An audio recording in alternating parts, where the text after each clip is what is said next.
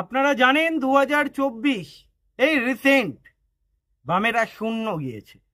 লোকসভা নির্বাচনে মাত্র ওই 6% মতো ভোট পেয়েছিল এই কয়েক মাস আগে।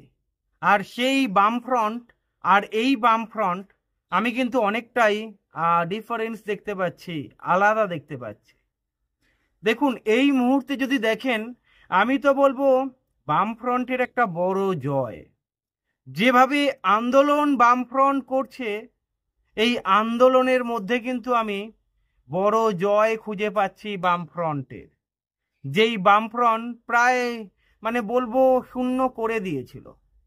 আমি জানি সব কিছুতেই শূন্য রয়েছে, ভোটের ক্ষেত্রে, আসনের ক্ষেত্রে, কিন্তু মাঠে ময়দানে শূন্য নেই এই বামটা। আপনারা দেখেছেন শাসক দল বিজেপি সর্বদাই এই বামকে আক্রমণ করে এসেছে, এই শূন্য বামকে আক্রমণ করে এসেছে। আপনারা যদি দেখেন, অন্যান্য রাজনৈতিক দলকে আক্রমণ অতটা করে না যতটা এই বামফ্রন্ট বা সিপিআইএম কে আক্রমণ করে। উঠতে বসতে এই সিপিআইএম কে এখনো পর্যন্ত আক্রমণ করে যাচ্ছে। এই বামফ্রন্ট শূন্য না, এই বামফ্রন্ট লোকসভা নির্বাচনে একটাও আসন পায়নি। এই বামফ্রন্টের আসন পাওয়ার সম্ভাবনা ছিল, কিন্তু শেষ পর্যন্ত হয়নি। যাই হোক, বামফ্রন্টের বিরুদ্ধে মিডিয়াও উঠে পড়ে লেগেছিল, অপপ্রচার যাকে বলে। বামফ্রন্টের ভালো দিক কখনো মিডিয়া তুলে ধরেনি, খারাপ দিকগুলো তুলে ধরেছে আর প্রমোট করে গিয়েছে বিজেপিকে। কিন্তু আমি বলবো, বা একটা অংশের মানুষও বলছে, তাদের কথাই আমি বলছি, বামফ্রন্টের কিন্তু বড় জয় এটা।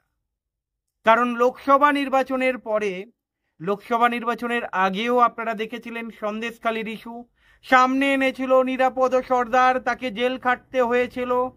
তারপরে কোথাও না কোথাও হাইজ্যাক করে নিয়েছিল, ঘেঁটে ঘ করে দিয়েছিল বিজেপি।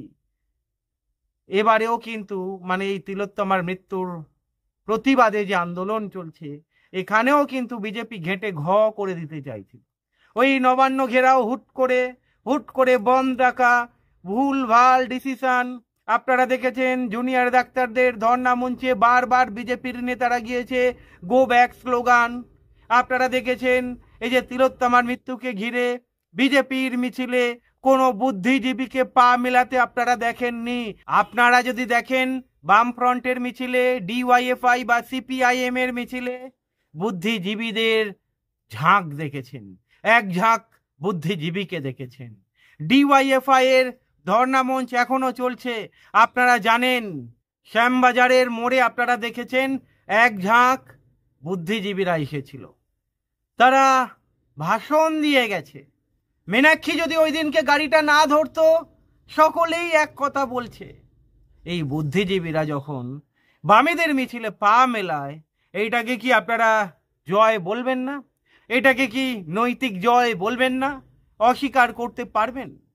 আজকের সাধারণ মানুষের ঢেউ গ্রামে গ্রামে যে মিছিল গড়ে উঠেছে, বামপন্থীরা এর পেছনে রয়েছে।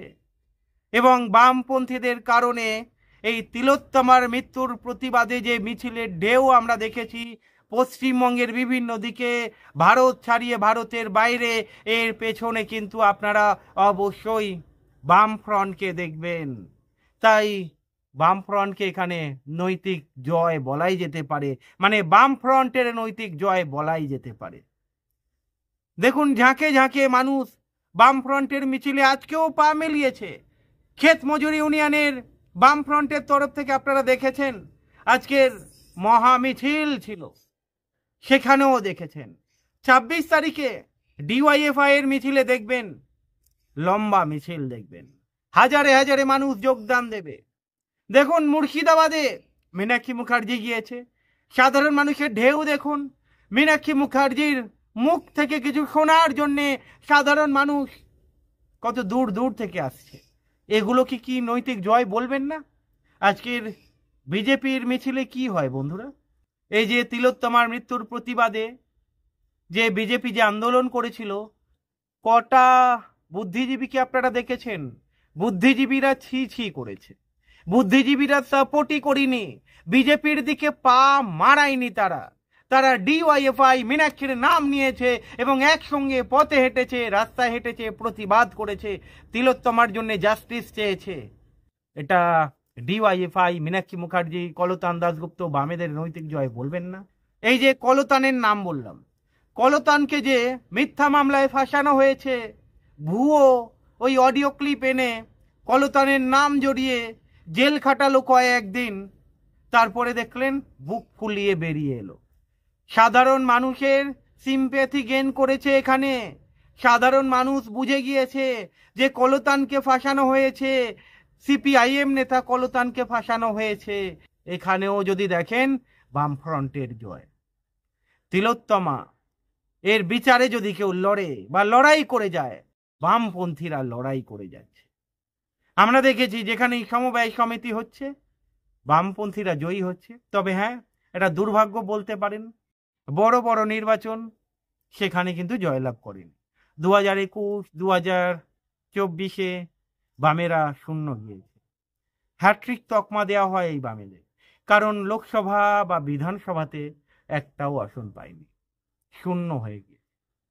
তবে কি বলুন তো, বিজেপি বা টিএমসি এই বামফ্রন্টকে বা সিপিআইএমকে শূন্য করতে চায়, এদের ভোট পার্সেন্টেজ কমিয়ে দিতে চায়। কিন্তু বামেরা রক্তবীজের ঝাড়। বারবার বামপন্থীরাও বলে, মীনাক্ষী মুখার্জির মুখ থেকেও আপনারা শুনেছেন, মীনাক্ষী মুখার্জির মুখ থেকে, সেখানেও মীনাক্ষী মুখার্জি বলেছে আমাদেরকে শেষ করে দিতে পারবে না, বামপন্থীকে শেষ করা যায় না।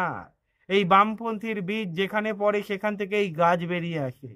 তাই এই কারণেই আপনারা দেখবেন এই শূন্য বামকে বারবার বিজেপি, বারবার ওই মমতা ব্যানার্জি, তৃণমূল সরকার আক্রমণ করে যায়। এই আক্রমণ করার পেছনে একটাই কারণ এই দলকে ভয় পায়। আর এই দলকে যখন ভয় পায় তাহলে বলাই যেতে পারে এটা শূন্য বামের জয়। শূন্য হয়ে যাওয়া দলটাকে কেউ পোঁছে না, কিন্তু এই শূন্য হয়ে যাওয়া দলটাকেই যখন প্রায়োরিটি দেয়, এই শূন্য হয়ে যাওয়া দলটার নাম যখন বারবার নেয়, তখন তো বলাই যেতে পারে এই দলটার নৈতিক জয় রয়েছে। একটা শ্রেণীর মানুষ বুঝতে পারছে বিজেপি কখনো পশ্চিমবঙ্গের বিকল্প হতে পারে না। পশ্চিমবঙ্গের যদি কেউ বিকল্প হয় তাহলে এই বামফ্রন্ট বিকল্প। মীনাক্ষী, ধ্রুবজ্যোতি, এক ঝাঁক তরুণ নেতা নেত্রী বাম দলের মধ্যে রয়েছে, সিপিআইএম দলের মধ্যে রয়েছে, লড়ে যাচ্ছে। আজকে কলকাতায় যে আন্দোলনটা কেন্দ্রীভূত হয়েছে, কলকাতা থেকে ধীরে ধীরে গ্রামগঞ্জে ছড়িয়ে দিচ্ছে, জেলায় জেলায় ছড়িয়ে দিচ্ছে এই ডিওয়াইএফআই এর যুব নেতা নেত্রীরা, এসএফআই এর যুব নেতা নেত্রীরা। আপনারা দেখেছেন দেবাঞ্জন থেকে শুরু করে সকলেই বিভিন্ন জেলায় পড়ে রয়েছে। মীনাক্ষীও জেলায় জেলায় প্রচারে বেরিয়েছে, দীপশিতা থেকে শুরু করে সকলেই জেলায় জেলায় প্রচার বেরিয়েছে। তার কারণ হচ্ছে এই বামের উত্থান দেখতে পাচ্ছে, সাধারণ মানুষ দেখতে পাচ্ছে, এই বামের নৈতিক জয় দেখতে পাচ্ছে। এই বাম আগামী দিনে উৎখাত যদি করে, তৃণমূল সরকারকে উৎখাত করবে। এই বামই বিকল্প একটা শ্রেণীর মানুষ মনে করছে। এই বামকে কখনো শূন্য করা যায় না, মানে ওই দলগুলো যদি শূন্য করতে চায় শূন্য হবে না। রক্ত বীজের ঝাড়। আজকের সাধারণ মানুষ বুঝতে পারছে, সাধারণ মানুষের বিশ্বাস ফিরে পাচ্ছে এই সিপিআইএম মীনাক্ষী মুখার্জি, যার ফলে মীনাক্ষী মুখার্জির জনপ্রিয়তা নিয়ে কোনো প্রশ্ন হবে না। আগামী দিনে এই বামের উত্থান আপনারা দেখবেন, 2026-এই দেখবেন। কে জানে, ইতিহাস হয়তো নতুন করে ইতিহাস লিখবে। কে বলতে পারে 2026-এ বামফ্রন্ট সরকার গঠন করবে না? কে বলতে পারে অষ্টম বামফ্রন্ট সরকার 2026-এ গঠন হবে না? হয়তো আপনারা বলবেন ঘুমিয়ে স্বপ্ন দেখ, আরো বাজে বাজে কথা বলবেন, কিন্তু রাজনীতি একটা সম্ভাবনাময় শিল্প। বিজেপির উপরে ভরসা মানুষের উঠে যাচ্ছে, তাই বামফ্রন্টের জয় আগামী দিনে দেখা যাচ্ছে। আপনাদের কি মনে হয় কমেন্ট করে জানাবেন।